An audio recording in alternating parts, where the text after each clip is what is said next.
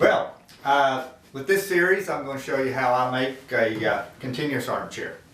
So right here I got one, and now historically, continuous arm, it probably appeared somewhere around the late 18th century, and most likely came out of New York. Some ingenious chair maker, unknown to everybody, developed this amazing double bend here that has sort of become the quintessential American Windsor, since it didn't derive from Welsh or English origins.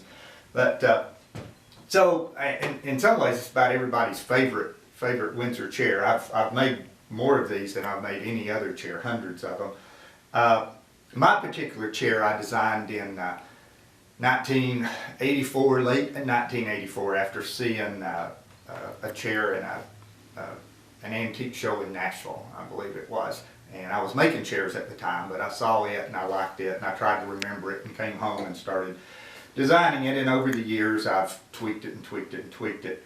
So so there'll be, I'll be showing you how I make the chair, but I won't be showing a lot of general information that appears in other videos. There'll be much more specific information related to this chair, although some of that will overlap a little bit, of course.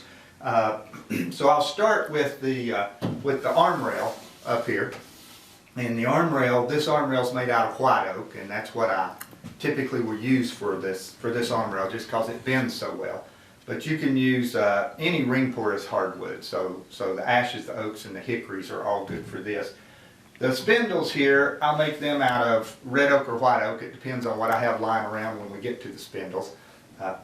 And once again, you can use any ring porous hardwood here. Rives out well, has good tensile strength, so that's why all those are used. Then we'll move on to the legs. With the legs, I use hard maple, sugar maple. A lot of people use red maple, and that's serviceable. I like the hard maple better. It's stronger, and I can get a crisper edge on that. But you could substitute quite a few woods for the legs. They just wouldn't be maybe as nice as using hard maple. So we'll be splitting this out of the log. And once again, I'll just be showing you. I won't be going all the way back to the log with this. You can look at other videos to see that. And then the seats. Almost all the seats in my traditional chairs are Eastern white pine, and that's what this one is. There's single boards of Eastern white pine.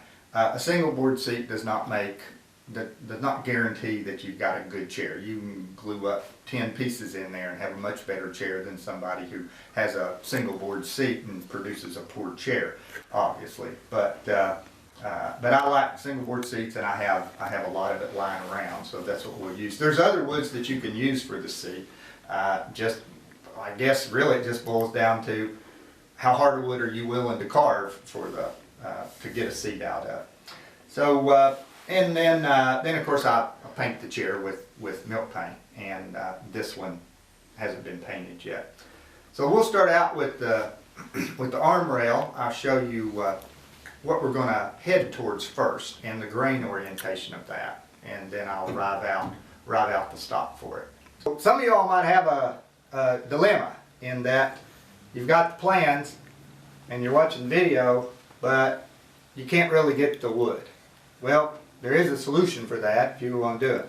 Elia Bazzari at what's his website? handtoolwoodworking.com knows this chair inside and out, and he'll sell you the turnings and the rivings, high quality white oak rivings for this chair. So you can get in touch with him if that's what you would like to do at a good price.